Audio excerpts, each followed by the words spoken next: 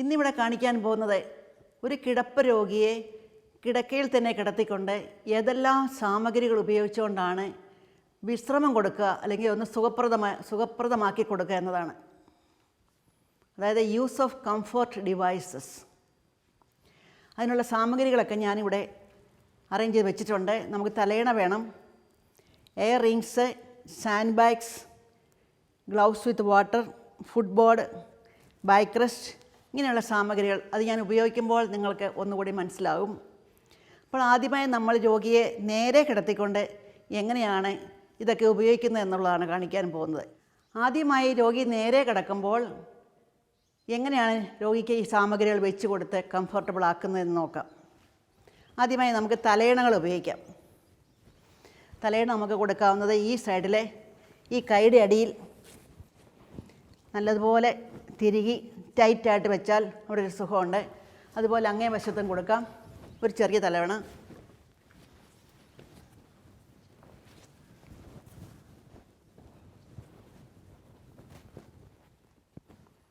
ഇത് തലയിണ തിരിച്ചു വെക്കുന്നതായിരിക്കും ഒന്നുകൂടെ നല്ലത്. കാരണം അതിൻ്റെ ഓപ്പണിംഗ് എൻഡ് എപ്പോഴും ആളുകൾക്ക് കാണാത്ത രീതിയിലിരിക്കണം. ഇനി നമുക്ക് കാലിൻ്റെ അവിടെ എന്ത് വെക്കാമെന്ന് നോക്കാം. ഈ കിടപ്പ് രോഗികളുടെ കാല് കുറേ നാൾ കിടന്നു കഴിയുമ്പോൾ നമ്മൾ വേണ്ടത്ര കെയർ കൊടുത്തില്ലെങ്കിൽ ഈ കാലിങ്ങനെ ചെരിഞ്ഞു പോകും. പിന്നെ അവർക്ക് നേരെ വെക്കത്തില്ല. അതെന്താണെന്ന് വെച്ചാൽ ഇതിന് ഫുട്ട് റോപ്പ് എന്ന് പറയും. ഇവിടെ ഒരു പോപ്ലിറ്റിയൽ നെർവുണ്ട്.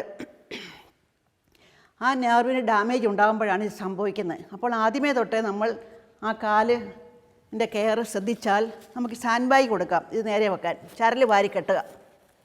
അങ്ങേ വശത്തും വെച്ചാൽ ഈ കാല് നേരെ ഇരിക്കും. അത് ഇങ്ങനെ തിരിച്ചും വെക്കാം, ഇതുപോലെ തിരിച്ചു വെക്കാം. അല്ലെങ്കിൽ എല്ലാവർക്കും ഇഷ്ടപ്പെടുന്ന ഒരു സംഗതിയാണ് ഗ്ലൗസിനകത്ത് വെള്ളം നിറച്ച് എവിടെയൊക്കെ കൊടുത്താലും ഇതിന് പകരം കൊടുക്കാം. ഇത് എവിടെയൊക്കെ ഗ്ലൗസ് നിറച്ച് കൊടുത്താലും എല്ലാവർക്കും സന്തോഷമുള്ള സംഗതിയാണ്. അതുപോലെ മറ്റൊരു സാധനമാണ് ഒരു ഫുഡ് ബോർഡ് അല്ലെങ്കിൽ ഒരു കൊരണ്ടി. നമുക്കെടുത്ത് ഈ കാലിലിങ്ങനെ ഒരു തട കൊടുക്കാം. ഇത് നല്ലപോലെ ഉറപ്പിച്ച് വെക്കണം ഈ കാല്. ഇവിടെ തലയിണ കൊടുത്താലും രോഗികൾക്ക് ഇഷ്ടം.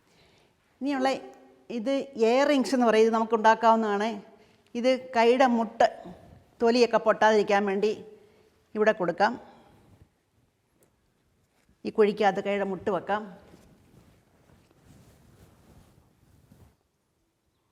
ചില രോഗികൾക്ക് ഒരു തലയിണ, ഒരു സോഫ്റ്റ് തലയിണ ഈ രണ്ട് മുട്ടിന് കീഴെ അടിയിൽ കൊടുക്കുന്നത് നല്ലതാണ്. അവർക്ക് ഇഷ്ടമാണ്. ചിലർക്ക് ചോദിച്ചിട്ടേ നമ്മൾ ചെയ്യാവുള്ളൂ. വേറൊരു സാമഗ്രിയാണ് എയർ കുഷ്യൻ. ഇത് നല്ലപോലെ ടൈറ്റായിട്ട് ഇതിനകത്ത് വായു നിറച്ച് അടച്ച് ഇതൊരു തലയിണ കബീനകത്ത് ഇട്ടിട്ട് ഇത് രോഗിയുടെ ബട്ടക്കിനടിയിൽ വെച്ചിട്ട് ഈ നോബ് രണ്ട് കാലിനെ ഇടയ്ക്കോട് താഴോട്ടായിരിക്കണം. ഇത് മിക്കവാറും ആളുകൾ വെക്കുന്നത് തിരിച്ച് വെക്കുമ്പോൾ ബെഡ് സോർ ഉണ്ടാകും. കാരണം ഇതുകൊണ്ട് ഒരയും. അതുകൊണ്ട് ഇത് വെക്കുന്നത് നല്ലതുപോലെ അറിഞ്ഞിട്ടേ വെക്കാവുള്ളൂ. ഇതിൻ്റെ നോബ് എപ്പോഴും രണ്ട് കാലിന് ഇടയ്ക്ക് താഴോട്ട് വെക്കണം. ഇത് രോഗി ഇരിക്കും. അപ്പോൾ ആ സ്ഥലങ്ങളിലൊന്നും പ്രഷർ സോർ ഉണ്ടാകത്തില്ല. അടുത്തതായിട്ട് നമ്മൾ കാണാൻ പോകുന്നത് രോഗിയെ എങ്ങനെ തിരിച്ചു കിടത്തി ഈ സാധനങ്ങളൊക്കെ വെക്കുന്നതാണ്. എങ്ങനെ രോഗിക്ക് ഒരു സുഖപ്രദമായ പൊസിഷൻ കൊടുക്കാൻ സാധിക്കും. അതിന് സൈഡ് ലൈൻ പൊസിഷൻ എന്ന് പറയും. നമ്മളിപ്പോൾ അങ്ങോട്ട് തിരിച്ചു കിടത്തുകയാണെങ്കിൽ ഒരു സഹായം ഉള്ളത് നല്ലതാണ്, രോഗി അങ്ങോട്ട് വീഴാതിരിക്കാൻ. അപ്പോൾ രോഗിക്ക് പറഞ്ഞാൽ മനസ്സിലാവുന്ന രോഗിയാണെങ്കിൽ നമ്മൾ പറഞ്ഞാൽ രോഗി തന്നെ മാറും. നമ്മളെപ്പോഴും തിരിക്കുമ്പോൾ ഈ തത്വം ഉപയോഗിക്കണം. നമ്മൾ ഒരത്തേലും പിടിക്കണം. ഈ കാലിൻ്റെ മുട്ടിനവിടെയും പിടിച്ചാൽ രോഗി അനായാസം തിരിഞ്ഞുകൊള്ളും. അപ്പോൾ ഇവിടെ ശ്രദ്ധിക്കേണ്ട ഒരു കാര്യമുണ്ട്. കിടപ്പ് രോഗിയാണെങ്കിൽ ഈ ഷീറ്റും ഇതിനടിയിലുള്ള ഷീറ്റും പൊക്കിയിട്ടേ നമ്മൾ തലയിണ വെക്കാവുള്ളൂ. കാരണം അല്ലെങ്കിൽ ഈ തലയിണ നനയാൻ സാധ്യതയുണ്ട് ബെഡ് വെറ്റിംഗ് ഉള്ള രോഗിയാണെങ്കിൽ. അതുകൊണ്ട് ഇതിനടിയിലോട്ട് നല്ലതുപോലെ തലയിണ തിരികെ കയറ്റി വെച്ച് അത് എത്രയും നല്ല തലയിണ ഉണ്ടോ അത്രയും നല്ലതാണ്. തലയിണയുടെ ക്വാളിറ്റി അനുസരിച്ചാണ് ആ കംഫോർട്ട് രോഗിക്ക് കിട്ടുന്നത്. നല്ല കട്ടിയുള്ളതും നല്ല പഞ്ഞിയൊക്കെയുള്ള തലയിണയാണെങ്കിൽ സുഖം കിട്ടും രോഗിക്ക്. അപ്പോൾ ഈ നല്ലപോലെ ഈ റബ്ബർ ഷീറ്റും ഈ ട്രോ ഷീറ്റും കൂടെ വലിച്ച് മുറുക്കി ഇവിടെ ടക്ക് ചെയ്യണം ആ തലയിണ വെച്ച് കഴിഞ്ഞിട്ട്. അപ്പോൾ ഈ തലയിണ വൃത്തികേടാകത്തില്ല. ഇനി അതിൻ്റെ കൂടെ എത്ര തലയിണ വേണമെങ്കിലും അടിയിലോട്ട് വേണമെങ്കിലും കൊടുക്കാം. അതും ഇതിനടിയിലോട്ട് നിരത്തി വെക്കാം.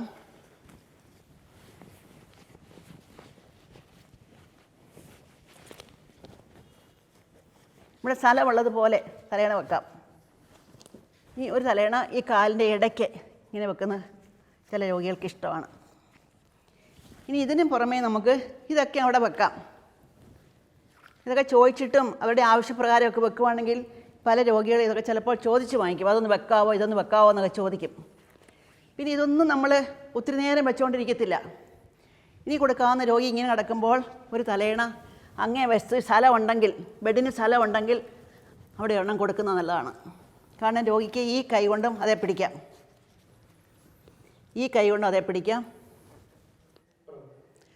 അടുത്ത ഒരു സാമഗ്രിയാണ് ബാക്ക് റെസ്റ്റ്.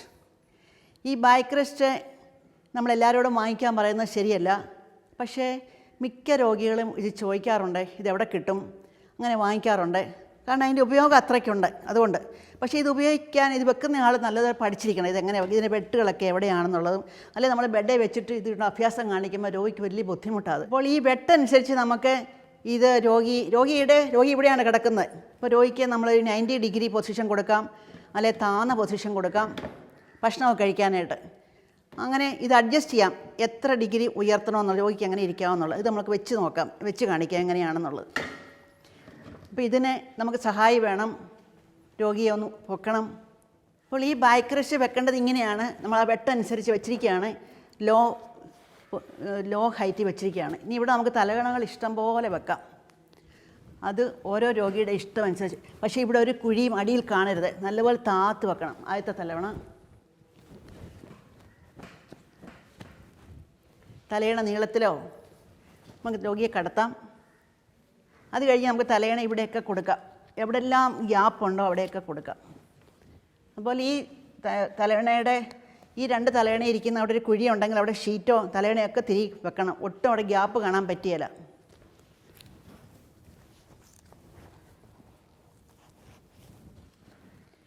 പിന്നെ നമുക്ക് കൊടുക്കാവുന്ന ഈ കാലിൻ്റെ അടിയിൽ ഇതിനെക്കാട്ടി സോഫ്റ്റ് തലയണയാണ് നല്ലത്.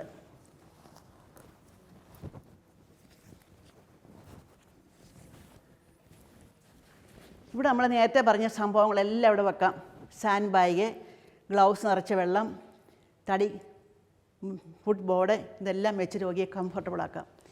ഇനി ഈ ബാക്ക് റെസ്റ്റ്, ഇതുപോലത്തെ ബാക്ക് റെസ്റ്റ് വാങ്ങാൻ സാധ്യതയില്ലാത്തവരാണെങ്കിൽ ചില കസേരകൾ വീട്ടിലുണ്ടെങ്കിൽ അതുകൊണ്ട് നമുക്കിത് ഉണ്ടാക്കി അവരെ പഠിപ്പിക്കാം. അപ്പോൾ ഈ കസേര വെക്കുന്നത് എങ്ങനെയാണെന്ന് നല്ലപോലെ മനസ്സിലാക്കണം. എല്ലാ കസേരയും വെക്കാൻ പറ്റിയല്ല, കട്ടിലിൻ്റെ ആകൃതി അനുസരിച്ചിരിക്കും കസേര വെക്കുന്നത്, അല്ലെങ്കിൽ അതിന് ഫിറ്റ് ചെയ്യുന്ന കസേര ഉണ്ടെങ്കിൽ മാത്രം. കാരണം രോഗിക്ക് ഇവിടെ ഒരു ഫീൽഡ് കിട്ടണം ഈ മെത്ത വെക്കാനായിട്ട്, അത്രയേ ഉള്ളൂ അതിൻ്റെ കാര്യം. പിന്നെ നമ്മൾ മുമ്പേ വെച്ച കണക്കുള്ള തലകണകളെല്ലാം നമുക്ക് വെച്ച് കൊടുക്കാം, ബാക്ക് റെസ്റ്റിന് വെച്ച കണക്ക്. അപ്പോൾ ഇങ്ങനെയുള്ള പൊസിഷൻസൊക്കെ രോഗിയുടെ ആവശ്യമനുസരിച്ചും രോഗികളുടെ ഇഷ്ടപ്രകാരവും ചോദിച്ച് മനസ്സിലാക്കി നമ്മൾ സന്തോഷത്തോടെയും സ്നേഹത്തോടെയും അവർക്ക് ചെയ്തു കൊടുക്കുന്നത് അവരുടെ ചികിത്സയുടെ ഭാഗമായിട്ടും അവരുടെ സൗഖ്യപ്പെടലിൻ്റെ ഭാഗമായിട്ടും അവർക്ക് അനുഭവപ്പെടും. ഈ പ്രൊസീജിയേഴ്സ് എല്ലാം തന്നെ നിങ്ങൾ കണ്ടു, വളരെ എളുപ്പമായിട്ട് തോന്നും, പക്ഷേ ചെയ്തു വരുമ്പോൾ ബുദ്ധിമുട്ടുണ്ട്. അതുകൊണ്ട് നിങ്ങളിത് ഓരോന്നും ഇവിടെ ഇപ്പോൾ കണ്ട സാമഗ്രികൾ ഓരോന്നും എടുത്ത് പരിചയപ്പെട്ട് അതിൻ്റെ ഉപയോഗവും മനസ്സിലാക്കി അത് സന്തോഷമായിട്ട് ചെയ്ത് രോഗിക്ക് സൗഖ്യം കൊടുക്കാനുള്ള ഒരു പരിശ്രമത്തിലേക്ക് നമ്മൾ വരണം. അതുകൊണ്ട് ഇത് പരിശീലിക്കണം, അതാണ് എൻ്റെ അപേക്ഷ. Thank you.